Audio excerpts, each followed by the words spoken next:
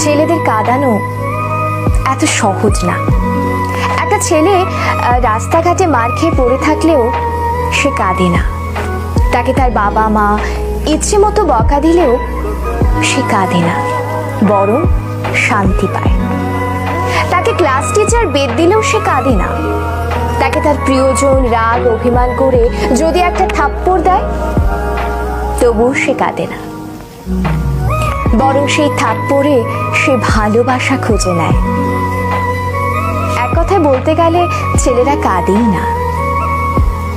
ছেলেদের কাঁদানোর একটা সহজ উপায় হলো তাকে অবহেলা করুন, তার থেকে গুরুত্ব কমিয়ে দিন, তার প্রতিটা কথা এবং অনুভূতি হেসে উড়িয়ে দিন, তার ভালোবাসাকে মজা হিসেবে নিন।